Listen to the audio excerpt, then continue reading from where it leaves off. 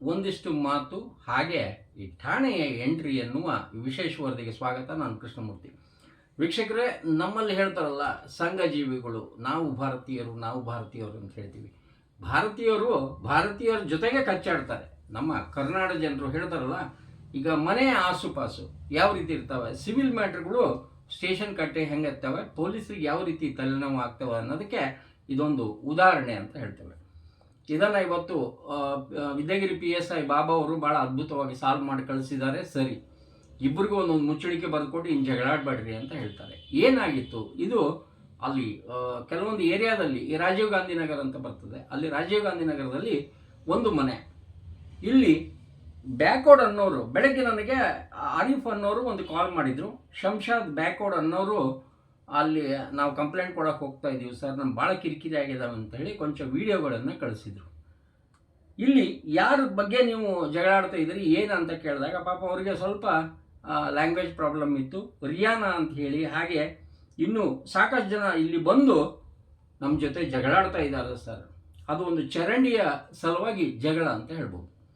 ಏನಂತ ದೊಡ್ಡ ಜಗಳ ಇರೋದಿಲ್ಲ, ಆದರೆ ಅವರ ಕೂಗ್ಯಾಡ ಒಂದು 20-30 ಮಂದಿ ನಮಗೆ ಕಟ್ಟಿಗೆ ತೊಗೊಂಡು ಹೊಡೆಯಕ್ಕೆ ಬರ್ತಾರೆ. ಇವೇನು ಸಣ್ಣ ಅನ್ಕೊಂತೀವಲ್ಲ, ಇವೇ ಒಂದು ದಿವಸ ಮಾರಣಾಂತಿಕ, ಹಾಗೆ ಮರಣಕ್ಕೆ ಮೂಲವಾಗ್ತವೆ ಅಂತ ಹೇಳ್ತೇನೆ. ಇದು ಒಂದು ಅಲರ್ಟ್ ಎಪಿಸೋಡ್ ಅಂತ ಹೇಳ್ತೇನೆ. ಯಾಕಂದರೆ ಇದು ಯಾವ ಓಣಿಯಲ್ಲೇ ಆದರೂ ಆಗ್ಬೋದು, ಯಾವ ಊರಲ್ಲೇ ಆದರೂ ಆಗ್ಬೋದು.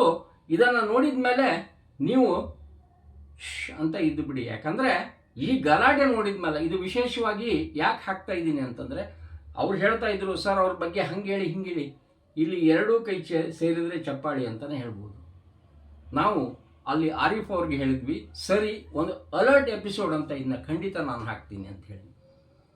ಇದಕ್ಕೆ ಒಂದು ಸಾಂಕೇತಿಕವಾಗಿ ಹೇಳ್ತಾರಲ್ಲ, ಆ ಜಗಳಗಳನ್ನು ಕೇಳಿ, ಆ ಮಾತುಗಳನ್ನು ಕೇಳಿ ಕಿವಿಗೆ ರಕ್ತ ಬರೋದಕ್ಕಿಂತ ನಾವು ಕೆಲವೊಂದನ್ನು ಮ್ಯೂಟ್ ಮಾಡಿ ನಿಮಗೆ ಸಾಂಕೇತಿಕವಾಗಿ ಬಹು ಅನ್ನೋ ರೀತಿಯಲ್ಲೇ ತೋರಿಸ್ಬಿಡ್ತೀವಿ, ನೋಡ್ಕೊಡಿ. ಹಾಗೆ ಇವತ್ತು ಸ್ಟೇಷನಿಗೆ ಹೋದಾಗ ಹೇಳ್ತಾ ಇದ್ರು ಸರ್ ಎಲ್ಲ ಸರಿ ಹೋಯ್ತು, ರಾಜಿ ಆದ್ರಿ, ಸ್ಟೇಷನಿಗೆ ಹೋದ್ರಿ, ಕೆಲಸ ಯಾರಿಗೆ ಕೊಟ್ರಿ ನೀವು? ಪೊಲೀಸ್ನವ್ರಿಗೆ.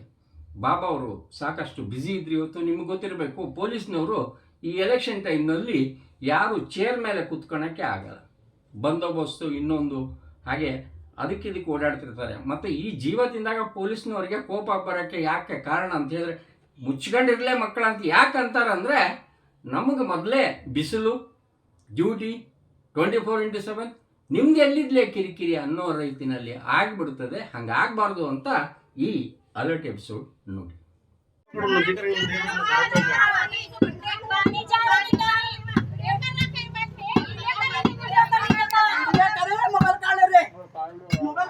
क्या काट रहे जी, तुम्हारा नहीं काट रहे, हमें यहाँ का काट रहे।